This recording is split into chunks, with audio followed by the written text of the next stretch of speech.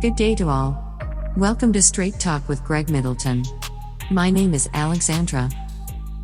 With this introduction, here is Greg. Good day to everyone, and welcome to my show, Straight Talk. Today I have a very important guest on our show today. I'm going to introduce it in a minute, but traditionally I like to start with some form of prayer because what we're about to share with you, I want to make sure it is sanctioned with the Holy Spirit. So I was looking at a little book I have on my shelf, and it's called Breath Prayers for African Americans. And it starts off, said, Lord, help me overcome evil with good. And that's from a scriptural reference from Romans 12:21 that says, don't let evil get the best of you, get the best of evil by doing good. I like that phrase. And it goes on to say abuse, bigotry, prejudice, injustice, oppression, all of these are from hatred, but they do not necessarily have to relate to your natural heritage. The one thing that you have in common, all of those things have in common, is an assault on your dignity, on your self-respect, and on your self-worth.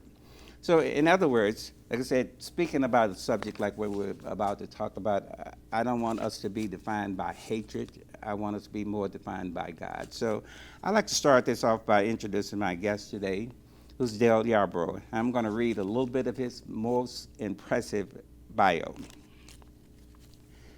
Dale Yarbrough, called Dale by his friends and associates, was born and reared in Thornton, Arkansas, with a population of 713.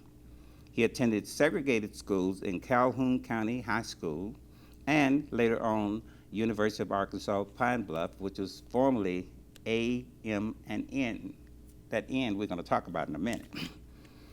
He and his wife purchased his small high school campus from which his mother and all his siblings attended and graduated in Thornton, Arkansas. Dale is a Korean War veteran.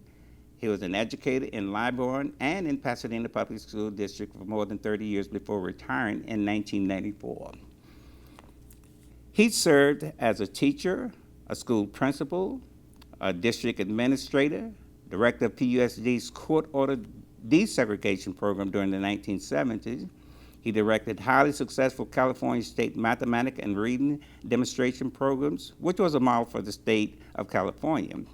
He also served as a district secondary mathematics consultant on many curriculum committees, on the California State Mathematics Framework of Committee, and on a search committee for president of the Pasadena College. In addition, he has been a trainer, a mathematician, a consultant and advisor in education and private industry with the U.S. Navy, Bell and Howell Research Lab, Pepperdine University, Caltech, and JPL. So as you can see, Dale has a very impressive resume. Now that I've read all that, Dale, welcome to the show. Thank you, Greg. All right. Now, that's very impressive, Dale, but I want to go back to your childhood. Now, my theory is, first of all, the premise of this show is our world is broken, just shattered into pieces. So much dissension, so much hatred, and the world is not going to fix itself. So my hope is that we could come in forums like this, share some truth, because I truly believe that if you get to know the truth will free you from all this bondage we've been kept in for years. And we know for the last 400 years in this country, we've been kept in the dark. So before we get into the heart of this subject matter, I want to get to know you as a person because the audience needs to know not only all that impressive stuff, but how do you get to be Dale Yarbrough? Where were you? In Arkansas, you say you come from segregated schools. When was the first time you went to school with a white person, actually? Actually, it was after I came to California. I came to California as a mathematician working with the Navy. Oh. And so I attended Cal State and PCC and some colleges here. Mm-hmm. And so that was the first time that I actually had classes.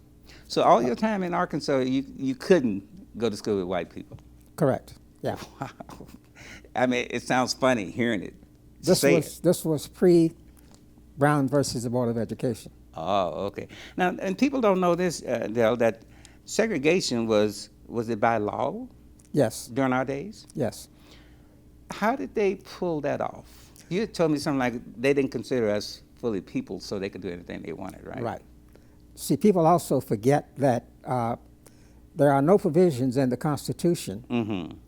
for a role for the federal government to have anything to do with education. So as a result, it's all left to the states. Mm-hmm. Wait a minute, let's back up. You said there's no provisions for the federal government to be involved in education? Right. So we're not funded somehow by the government, education? It's supplemental funds. Okay, I see what you mean. Yes. And for the first 300 years of our 400 plus years of being in this country, Mm-hmm. we were in an environment that was anti-literacy for blacks, which meant Mm-hmm. that the system was designed to keep blacks illiterate Right. for the first 300 or 400 years that we've been in this country. Now we got to go intensely in that in our next segment. Right now, I want to let the audience know a little more about you. You have any brothers and sisters when you were growing up? Yes, I have 5 brothers and 1 sister. Where do you fall in the pack? I'm next to the youngest Wow. sibling. My Okay. sister was the oldest. Uh-huh. Did you grow up with your mom and dad? My mom. My dad died when I was about 2.5 years old. Oh wow, mine died when I was 7. Yeah, Yeah. yeah. So here's the thing I realized, because you're a mathematician, which means you have smart genes somewhere in there. I had some first cousins, and all of them were A students, but they got the gene, I think, from their dad. So they were all smart. I mean, they had A grades all the way throughout school. I didn't have A grades, but does that smart come through your genes some kind of way, or do you know? I think it comes from the environment in which you are in. Okay. We say that people are born smart, but each of us, I think, is born with a particular talent. Okay. We learn basically three modalities: Mhm. hearing, doing, and seeing. Okay. And so our environment and our experiences as we grow, Mm-hmm. I think, fosters Mm-hmm. which particular modality is the one that we're going to use the most to learn Mm-hmm. whatever it is that we're going to learn. Well, tell me this. Did you notice that most of your siblings were kind of great at education or fast learners or? I think that's true only because it was something that was valued within our family. Right, so that's cultural then. huh? Right. I came from a large family Okay. that put an emphasis on education. Mm-hmm. And it was traditional Mm-hmm. for the parents to start kids to learn the alphabet, to learn Mm-hmm. some of the basics of reading before they entered school. And at that time, Mm-hmm. there was no kindergarten. Wow. And so you started in what was called pre-primer Mm-hmm. when you were 6 years old. How did your mom manage to direct such a large family? Did she get remarried or did you? Yes, later. Okay. Yes. But she was like running the whole show with that many kids for a minute, huh? Right, yes. Wow, wow. She had her hands full, I'm clear. But again, that was that family. Right. My grandmother lived less than a block away. Now that's what I wanted to get into. Yes. Yeah. And so my grandmother and grandfather and her family and siblings Mm-hmm. were very close. In Right. fact, my first cousins, Mm-hmm. I knew them all. And we were more like brothers and sisters rather Right. than cousins. Dale, that's And so that exactly village- the way I grew up. Yes. I mean, they say it takes a village to raise a child. In our communities, especially in the South, that's what we had. That nurtured us. And you had mentioned something in our pre-interview that you think busing and all that stuff kind of hurt us because we had our community and we know how to work within that community. But when they took us out of there, we were in foreign land.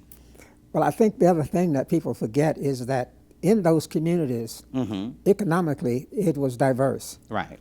because you had the doctors, you had the black doctors, Right. all of the professionals all lived within that community. Mm-hmm.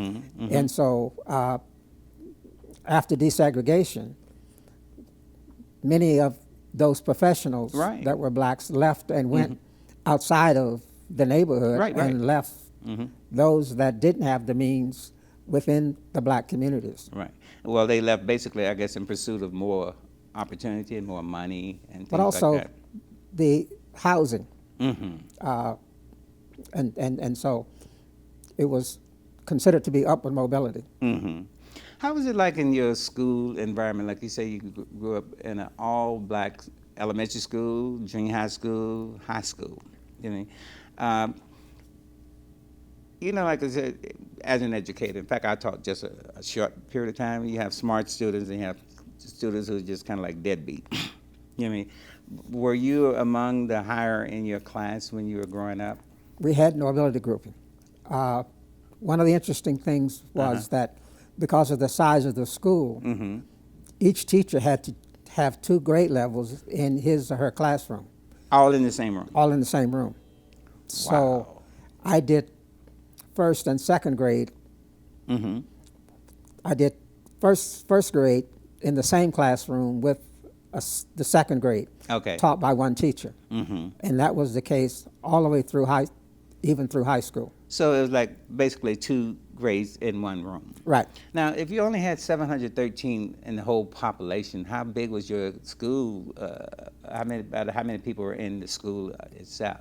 Because it was segregated, and because the town that I grew up in had the reputation of having a quality black school. Whoa. We became the only high school in the entire county, which was the reason for the name of the school, Calhoun County High School. Right. So students came from as far away as 20 miles. Wow. From other areas and other towns within Calhoun County, because we were the only high school there for blacks. Well, tell me this. You said 713. That was the whole town, white and black? Yes. Wow. And I'm assuming they had white schools right in the general vicinity, right? Right. That was a white school also in the same in Thornton. Right. So you had to go past the white school to the black school. Not necessarily. Okay. But some within the little town did have to go past the white school in close proximity. It would have been closest for them to go to the white school than it would have been to come to where the black school was located. And even to this day, that's another form of segregation, because blacks tend to live in black neighborhoods and white tend to live in white neighborhoods. So those lines have always been in this country like that, pretty much. And even to this day, I guess they're just slowly breaking down a little bit. Right. But when you were, like I said, when did you find out that you had an aptitude for mathematics? Do you remember? I think one of the benefits of the school that I was in, because it was considered to be a quality school for blacks in that area, we were taught that you could do anything, basically. Oh, I love that. And so if you wanted to be good in math or science or English, you felt that you had the ability to do so based upon the teaching that you had received and the environment in which you were learning. Right. Tell me this. I remember I had a junior high school principal. He was the one who spearheaded all this. He made sure that we felt that we could do anything we wanted to do. He stressed that. He said, this world cannot hold you down. If you want to do something, you can do it, but you must do it. And don't let nobody tell you you can't do it. So was there a figure in your life that motivated you to excel? Was it your grandmother, your mother, or a school principal or someone like that? It was the entire community. Wow, that's the village. Right. That's the little town placed a lot of value on getting an education. And in fact, one of the byproducts of the educational system and the little town is that we populated the world, which was why the population never increased. And so as soon as students graduated from high school, they left to go to major cities and around the world. And so one of the interesting things, I married my wife, who is from Tennessee, from a fairly large town. And when we would be traveling across the country, I would often ask, I want to stop here, and she would ask, who do you know here? Right. And I would say, give the person's Right, name. right. And her question was, how do you know that person? Mm-hmm. Well, they're from Arkansas. Right.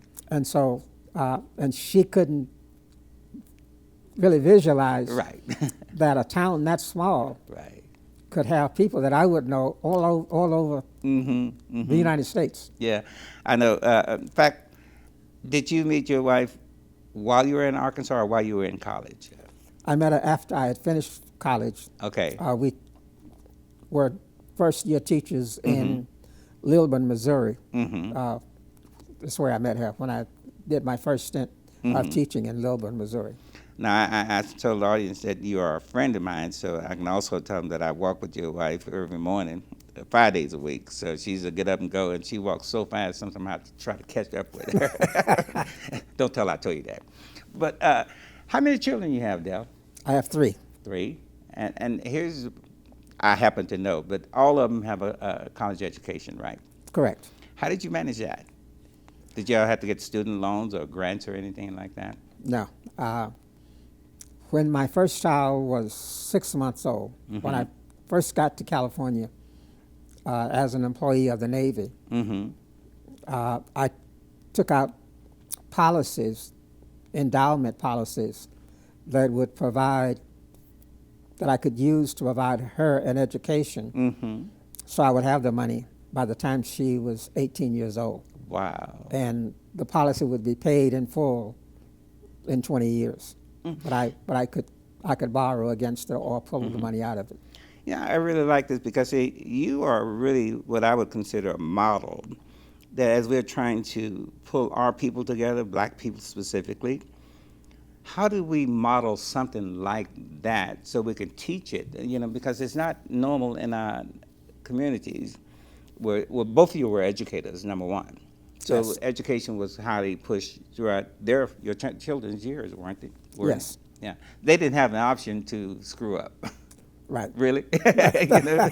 But how did you pull this off coming from a segregated society and all your kids have a college education paid for, no loans. All your grandchildren have college education paid for, I'm assuming. That's a model that we need to write down and see how we can push that forward.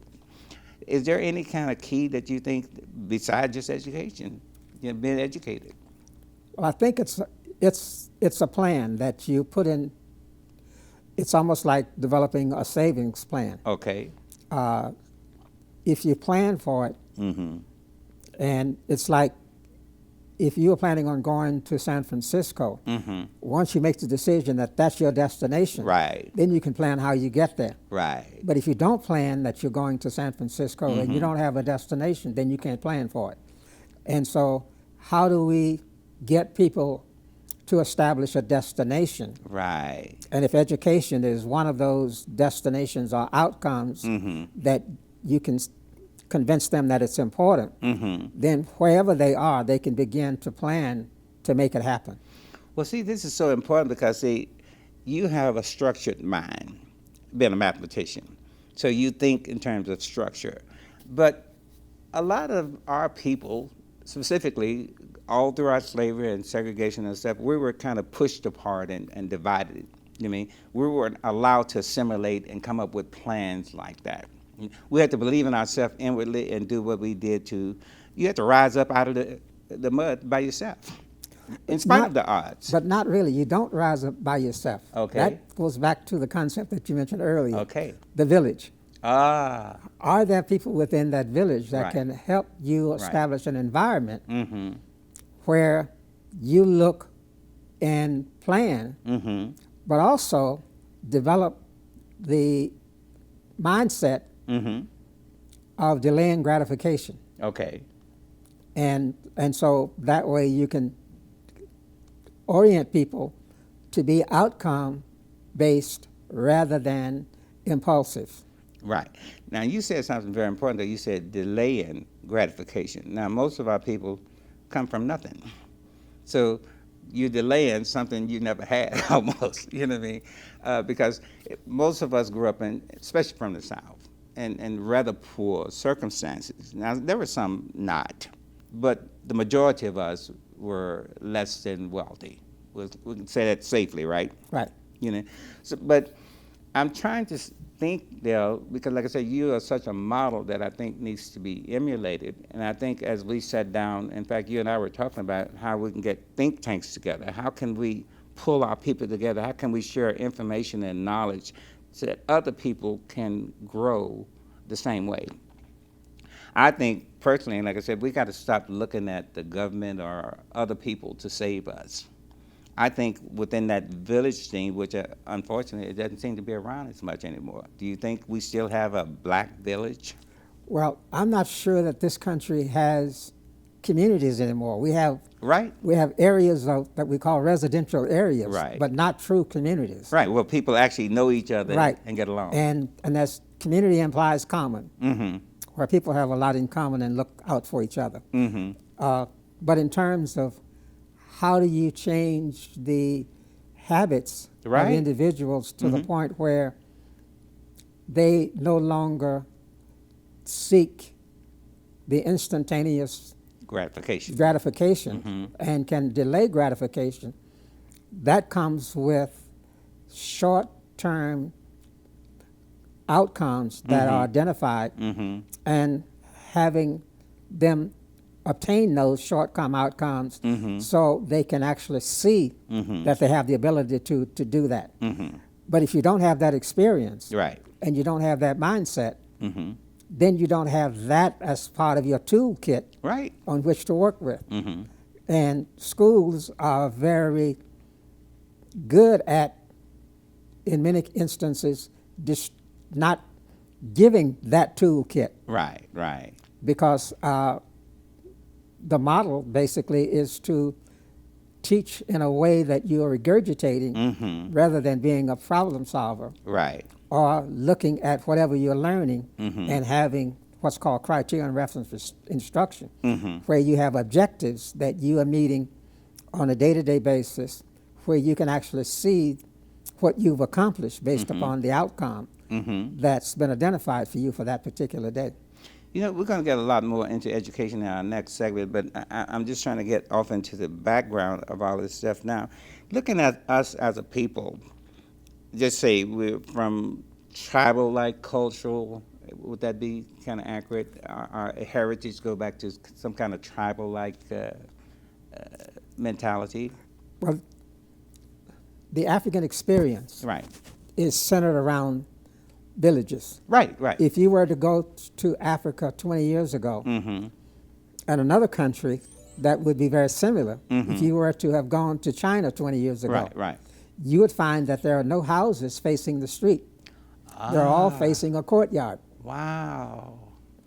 which means that those homes then become part of a village concept. Okay. So you turn it inwardly instead of outwardly. Right, but also it allows for elders to have the influence on all of the people that are within that village or within that compound, as the case if you're Right, right. talking about a residential area in the country of China. That's changing now because of outside influence. Right. But there were no houses facing the street. They were all facing a courtyard. So would that be true also with African cultures? Yeah, that was the case. If you went to Africa, they were all of the homes would be facing a courtyard. And you know, it's always been some kind of hierarchy within our community, the elders, you know, and everybody respect the elders. I remember growing up as a child, you didn't have to get just whipped by your parents. You could get whipped by your uncle, people in the neighborhood. You know, so we were taught to respect our elders, and we grew up like that. I mean, so that was instilled within us, and I don't think much of that still exists today. And we've lost that whole thing we once had. Well, again, we've gotten away from the community or village concept, and where in some cultures, the village was more important than the individual. Right, of course. Presently, Right. the individual is the center of attention and the focus of individuals. And so they are putting themselves first before they look at the village. Right, Not understanding Right. that if the village is whole and doing good. Right. And if I'm part of the village, then that Right. means I'm doing good. Right, right. Well, see, those are the kind of things that I want to concentrate, because as we're trying to find a way that we can pull, first of all, I guess we have to help ourselves first. You mean? Because we've been waiting 400 years for somebody to give us 4 acres and a mule, right? They promised us 4 acres and a mule. Right, 40 acres and a mule. It's kind of ironic and funny now. If we had that 40 acres and a mule, we'd be rich now. You know what I mean? But I think we have to start focusing back in on things like reestablishing our village. We have to reestablish our financial worthiness, like pay or buy within ourselves. You know, I was trying to develop something in my own unique family. I said, you know, from my grandfather, great-grandfather, it must be about 500 of us relatives. I mean, spread all over the place. Why don't we come up with $5 a piece a month? That many people, and just put it in a kitty so somebody die and somebody gets sick, we have some money ourselves. We don't have to go loan. And the whole aspect of everybody just put $5 in the kitty, don't expect it back. Just be there for the village, you mean? But we don't seem to be able to come together on terms like that. I think, to me, one of the interesting phenomenons in terms of change, attitudes don't change until behavior change. Ah, okay. We think that information simply changes if a person gets the information. Right. That the information is going to change the person's attitude or belief about something. I don't think that's the case. Right. And based upon my experience during the desegregation years, the attitudes of parents, teachers, and others to accept desegregation as a valuable outcome didn't come about until the behavior changed. Right. And piano players don't look at the keys. Right. Right. They actually play based upon experience of knowing where that key is. Yeah, you don't have to look at it. And so the mind then controls Right. the movement of the hands. And they don't have to think about it.